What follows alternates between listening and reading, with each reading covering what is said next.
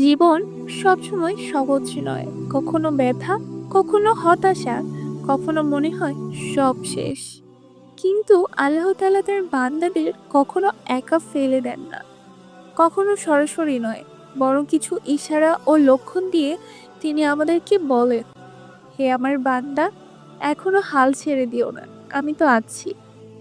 আসসালামু আলাইকুম ওয়া রাহমাতুল্লাহি ওয়া বারাকাতুহু।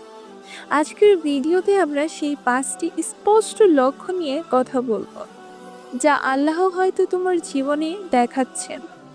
তাই শেষ পর্যন্ত দেখার জন্য অনুরোধ রইল, কারণ শেষের লক্ষ্যটি হয়তো তোমার চোখে পানি এনে দিতে পারে। প্রথম লক্ষণ, হৃদয়ের ভিতরে অদ্ভুত শক্তি অনুভব করা। যখন চারপাশে সবাই তোমাকে বলবে তুমি পারবে না, কিন্তু ভেতর থেকে একটা আওয়াজ আসবে, না, আমি চেষ্টা করব, পারি বা না পারি আমি অবশ্যই চেষ্টা করে যাব। এটাই হচ্ছে আল্লাহ তাআলার ইশারা। কোরআনে আল্লাহ তাআলা বলেছেন, আল্লাহ কাউকে তার সাধ্যের বাইরে বোঝা দেন না। সূরা বাকারার 286 নম্বর আয়াতে। তুমি ভেঙে পড়লেও যদি আবার উঠতে মন চায়, বুঝে নিও আল্লাহ তোমাকে বলছেন, এখনো হাল ছেড়ো না। দ্বিতীয় নম্বর লক্ষণ, অপ্রত্যাশিত সহায়তা পাওয়া।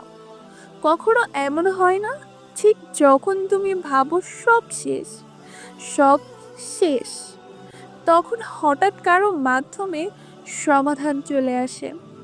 কখনো কারো ছোট্ট সাহায্য, কখনো একটু ভালো পরামর্শ।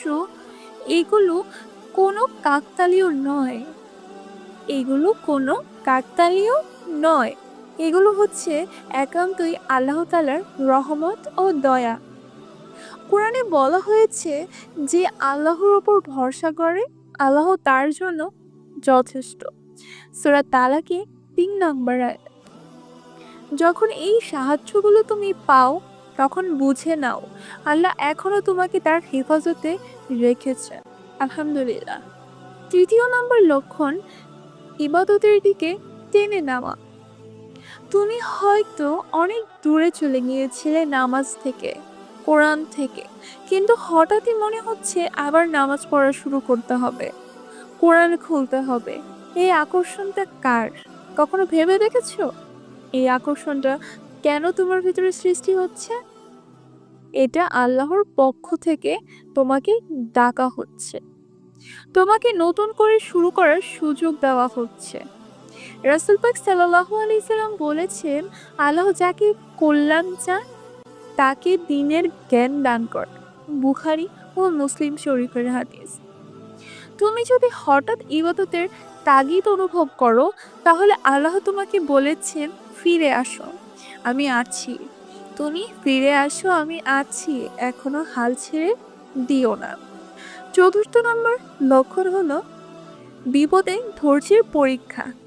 অনেকেই ভাবে কষ্ট মানেই আল্লাহর গজব, কিন্তু না, কষ্ট মানে হতে পারে আল্লাহ তোমাকে আরো শক্তিশালী বানাচ্ছে, তোমাকে পরীক্ষা করছেন। কোরআনে আল্লাহ বলেছেন, নিশ্চয়ই কষ্টের সাথেই রয়েছে স্বস্তি। সূরা ইনশিরার 5 এবং 6 নম্বর আয়াত। যদি বিপদের মাঝেও তুমি ধৈর্য ধরে থাকো, তাহলে বুঝবে আল্লাহ তোমার জন্য কিছু প্রস্তুত করছেন। তিনি চান তুমি ভেঙে না পড়ে আরো বেশি শক্ত হও। তাই কখনো হাল ছেড়ে দিও না, ভেঙে পড়ো না। পঞ্চম নম্বর লক্ষণ, দোয়া কবুলের অভ্যাস। কখনো কি দোয়া করে কেঁদেছো আর মনে হয়েছে তোমার বুক হালকা লাগছে? হ্যাঁ, যদি এমনটা হয়, এটা আল্লাহর পক্ষ থেকে সংকেত যে তোমার দোয়া শুনছেন। আল্লাহ তাআলা তোমার সব দোয়া শুনছেন। তিনি বলেছেন, হে বান্দা, হাল ছেড়ে দিও না, আমি আছি, আমি সব শুনছি এবং সব দেখছি। রাসূল পাক সাল্লাল্লাহু আলাইহি সাল্লাম বলেছেন, দোয়া হলো মুমিনের অস্ত্র। তিরমিজি শরীফ। তুমি যদি দোয়ার সময় অদ্ভুত প্রশান্তি পাও, তাহলে বুঝে নিও আল্লাহর দরজা এখনো তোমার জন্য খোলা আছে। তাই কখনো হাল ছেড়ে দিও না, ভেঙে পড়ো না। এইটা ভেবো না যে তোমার দোয়া কখনো কবুল হবে না, তুমি কখনো পারবে না। আমরা এমন একজন রবের বান্দা, যার কাছে অসম্ভব করলে কিচ্ছু নেই, কিচ্ছু না। তাই সবার জন্য একটাই কথা বলবো, হয়তো তুমি আজ ভেঙে পড়েছো, হয়তো মনে হচ্ছে জীবন শেষ, কিন্তু যদি এই ৫টি অক্ষরে যে কোনো একটি তোমার জীবনে ঘটে থাকে, তাহলে মনে রেখো আল্লাহ এখনো তোমাকে ছেড়ে দেননি। তিনি বলছেন এখনো হাল ছেড়ো না। এই ভিডিওটি শোনার পর যদি মনে হয় আল্লাহ তোমাকে ডাকছেন, তাহলে নিচে একটি কমেন্টে লিখো, আমি হাল ছাড়বো না।